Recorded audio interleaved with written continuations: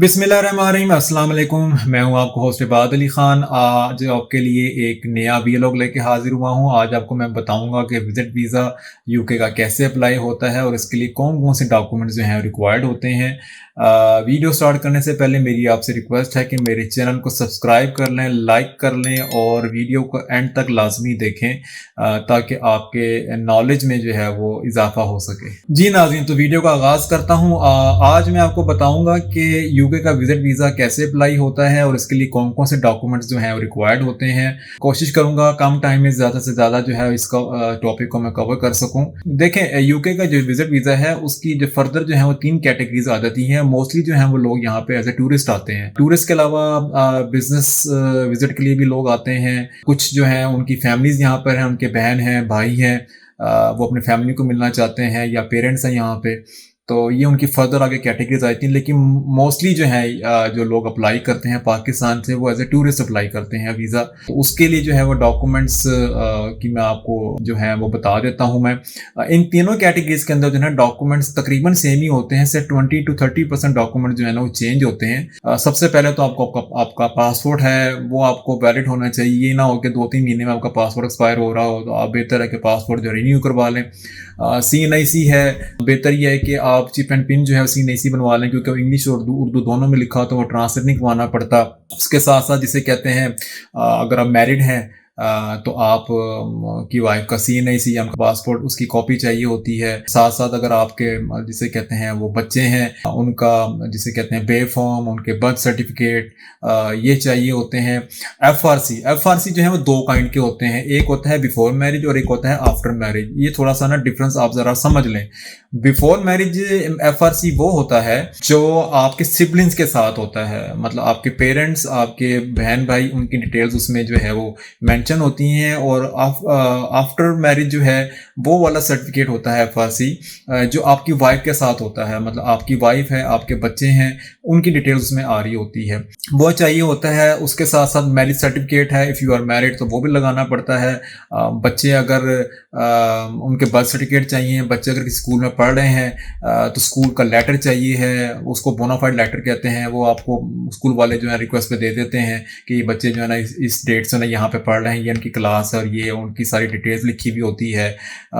उसके साथ साथ जिसे कहते हैं अगर आपकी प्रॉपर्टी है तो वो प्रॉपर्टी के डॉक्यूमेंट चाहिए हैं। अगर आप ज्वाइंट फैमिली सिस्टम में रह रहे हैं तो आपको मेंशन करना पड़ता है कि मैं ज्वाइंट फैमिली सिस्टम में रह रहा हूँ, अपने वालिदैन के साथ रह रहा हूँ। उस घर की जिसे कहते हैं बिजली के बिल की, गैस के बिल की या जिसे कहते हैं पानी की बिल की कॉपीज वो चाहिए होती हैं। उसके साथ साथ आपकी बैंक स्टेटमेंट चाहिए है। अब देखें, बैंक स्टेटमेंट्स जो है वो 2 मतलब आ जाती हैं। एक पर्सनल बैंक स्टेटमेंट होती है और एक सैलरी जो है उसकी बैंक स्टेटमेंट होती है। क्योंकि जिन कंपनीज में आप काम करते हैं ना उनके अपने बैंक्स होते हैं, तो वो कहते हैं कि जी हमारे बैंक में आप अकाउंट जहाँ पे हम आपकी सैलरी ट्रांसफर कर सकें, तो बेसिक आप ना वहीं पे अपना अकाउंट खुलवाएं ताकि हमें आसानी हो। वहाँ पे पाकिस्तान में इसमें यूके वाला सिस्टम नहीं है कि मतलब यहाँ यूके में तो आपका किसी भी मतलब बैंक में जिसे कहते हैं ना अकाउंट हो तो आपकी सैलरी उस अकाउंट में ट्रांसफ़र हो जाती है। आपका एम्प्लॉयर नहीं कहता कि जी मेरा जिसे कहते हैं ना हबीब बैंक में अकाउंट है तो हबीब बैंक में अकाउंट खुलवाएं, ऐसा नहीं होता। तो वो सैलरी जो बैंक स्टेटमेंट है वो चाहिए आपकी। बैंक स्टेटमेंट जो सैलरी की है वो 6 महीने की चाहिए, मिनिमम 4 मंथ्स की चाहिए है, लेकिन मैक्सिमम आप 6 महीने ही कर लें तो बेहतर है। उसके साथ फिर आपकी 4 से 6 जो है वो सैलरी स्लिप चाहिए हैं। एम्प्लॉयर जो है वो आपको लेटर दे जिसमें एम्प्लॉयमेंट की डिटेल लिखी भी हो कि ये साहब जो है वो इस तारीख से जो है ना हमारे साथ एज ए इस डेजिग्नेशन पे काम कर रहे हैं, ये उनकी ग्रॉस सैलरी है, ये उनकी नेट सैलरी है, ठीक है, ये लिखा हुआ होना चाहिए। एम्प्लॉयर का लेटर आपको दे देता है। साथ वो जो है वो HR से आपको लेटर भी मिल लेना पड़ता है कि जी जैसे आप प्लान कर रहे हैं कि जी मैंने अक्टूबर में विजिट करना है, तो आप HR से लेटर ले लेते हैं कि जी इन्होंने जो है ना वो UK के लिए वीज़ा अप्लाई करना है 1st से लेकर 10th तक के लिए, तो इनकी जो है ना वो हॉलीडेज़ या जिसे कहते हैं वो आपकी छुट्टियाँ पड़ी हुई हैं, तो हमें कोई मतलब ऑब्जेक्शन नहीं है, ये जाना चाहते हैं तो जा सकते हैं। एक वो लेटर चाहिए आपको। उसके साथ साथ फिर आपके नाम पे कोई एसेट है, मतलब कोई प्रॉपर्टी आपने लेके रखी हुई है, कोई प्लॉट है या कोई घर है, उसके डॉक्यूमेंट चाहिए हैं। आपके नाम कोई गाड़ी है उसकी कॉपी चाहिए होती हैं। उसके साथ साथ फिर आपका सबसे इम्पोर्टेंट जो है वो NTN नंबर। देखिए NTN नंबर पहले मिलता था, आजकल जो आपका CNIC नंबर है वही NTN कंसिडर किया जाता है।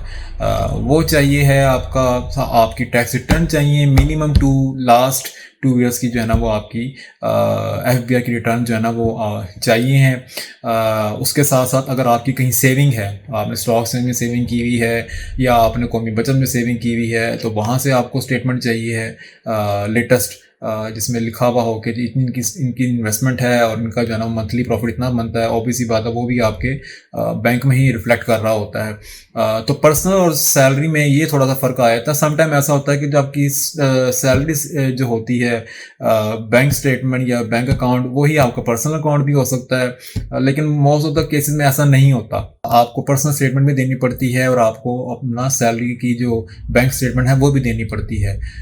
सैलरी में फिर ये देखते हैं, वो जो वीज़ा ऑफिसर वो ये ऑफिसर ये देखता है कि जो आपकी सैलरी स्लिप है वो उससे मैच कर रही है आपकी सैलरी की बैंक स्टेटमेंट से कि नहीं कर रही। आपके जो पर्सनल जो स्टेटमेंट है उसका उससे कोई ताल्लुक नहीं होता। जारी बात है वो आपकी सेविंग है या जो भी है वो तो उस पर डिपेंड करता है। समटाइम ऐसा होता है लोग क्या करते हैं कि सैलरीज आपके सैलरी अकाउंट में ट्रांसफ़र होती है तो उसी दिन या उससे अगले दिन जो है ना वो अपने पर्सनल अकाउंट में ट्रांसफ़र करा लेते हैं। तो उसकी फिर वो जस्टिफिकेशन कवर लेटर में देनी पड़ती है कि जी मुझे सैलरी जो है ना वो रिसीव होती है तो मैं उसको पर्सनल अकाउंट में जो है ना ट्रांसफ़र करा लेता हूँ। उसके साथ साथ टैक्स रिटर्न तो मैंने आपको बता दिए चाहिए।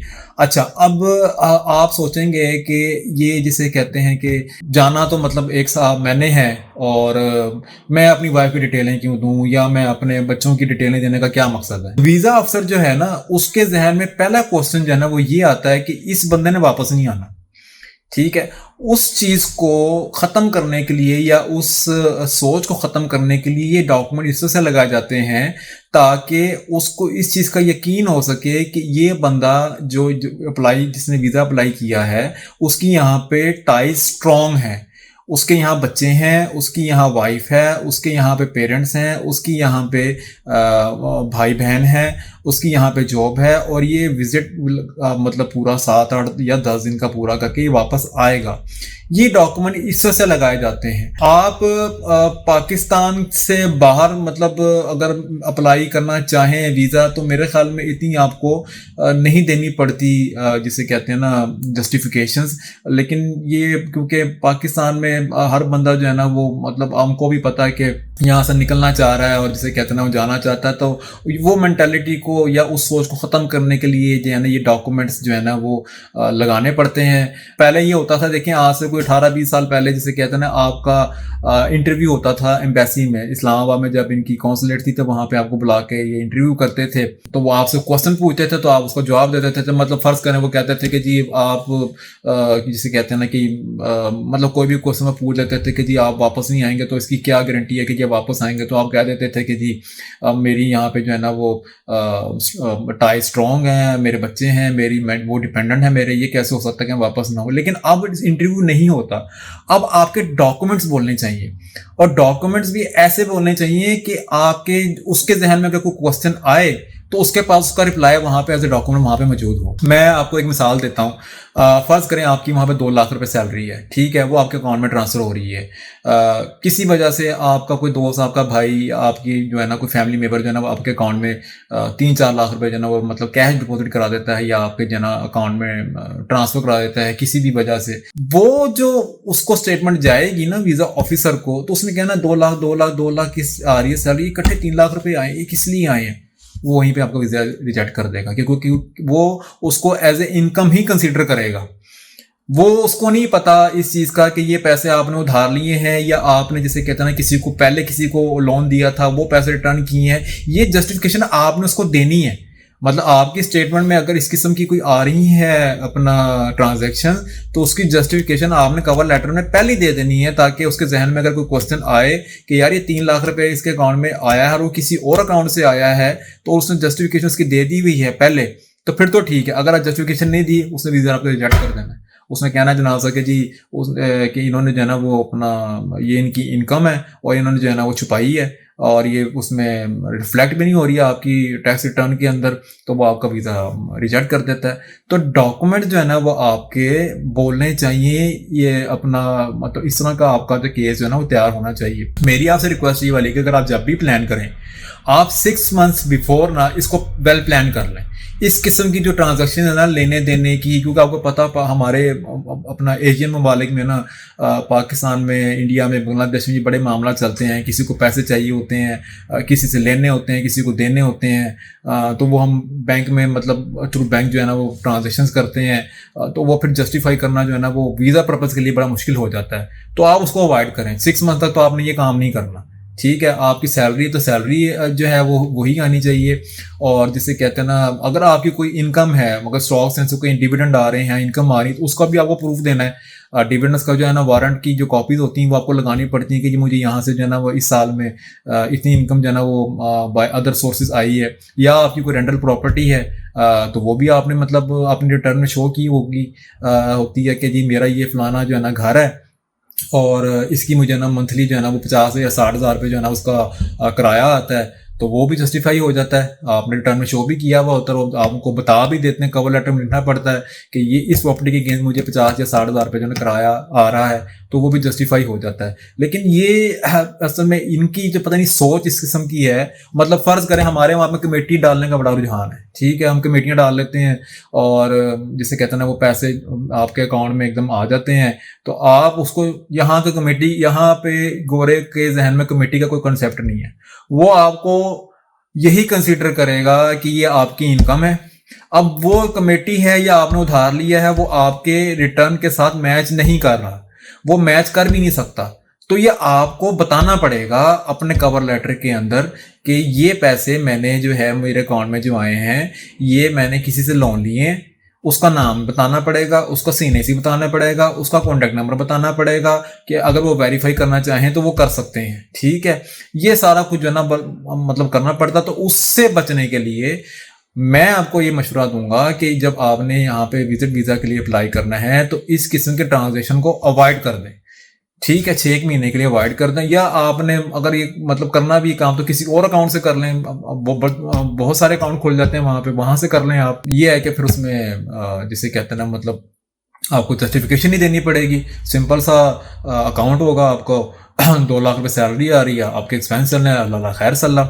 उसके साथ अब देखें कोई जो है वो मतलब फर्स्ट टाइम विजिटर है, वो मतलब फर्स्ट टाइम जाना चाह रहा है यूके, कभी वो पाकिस्तान से बाहर गया ही नहीं है कभी भी, उनके लिए ज़रा थोड़ा सा ना ये मसला प्रॉब्लमेटिक हो जाता है, क्योंकि वो फर्स्ट टाइम विजिटर हैं और जिसे कहते हैं वो उनके लिए प्रॉब्लम है यूके का वीज़ा लेना।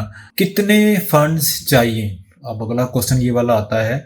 देखें आपके पास फ़र्ज़ करें आपने यहाँ पर आना है 10 दिन के लिए, तो आपके अकाउंट में जो है वो जिसे कहते हैं ना मिनिमम जो है ना वो 4 मिलियन जो है ना वो आपके अकाउंट में पड़ा होना चाहिए। वो आपकी सेविंग में अकाउंट में हो या मतलब आपके करंट अकाउंट में हो, इतने पैसे आपके अकाउंट में होने चाहिए।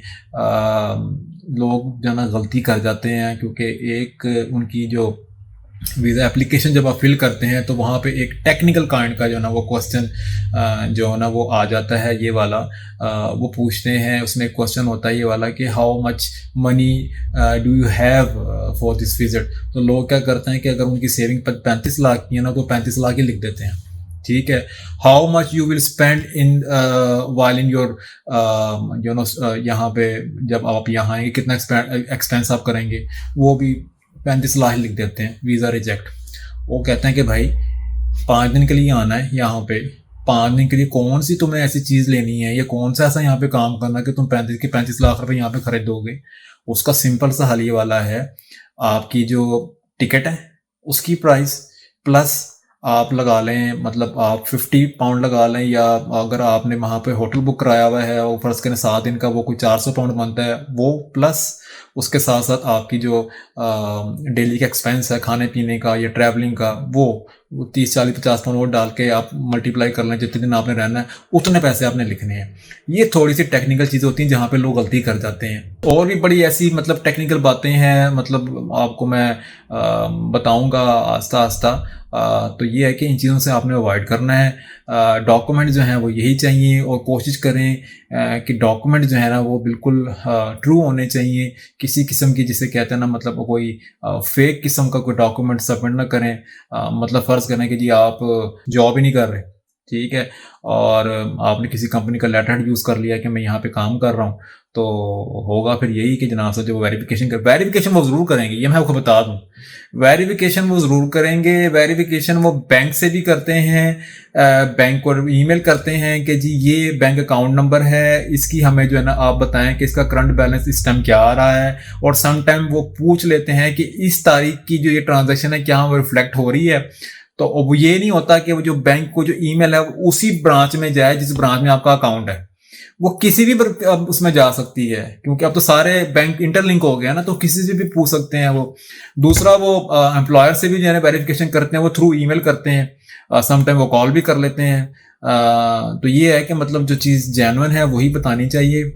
बिजनेस विजिटर के लिए जो है डॉक्यूमेंट्स यही चाहिए होते हैं मोस्टली।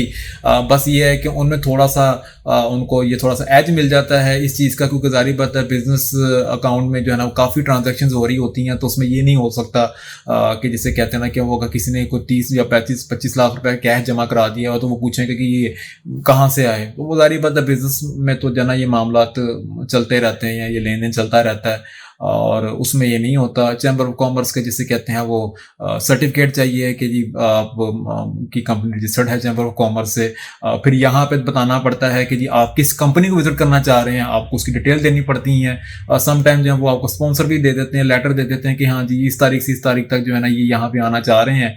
वो एक जिसे कहते हैं ना पक्का काम हो जाता है, तो मतलब उसमें कोई ऐसा इशू नहीं आता बिजनेस के लिए विजिट करने के लिए आ रहे हैं।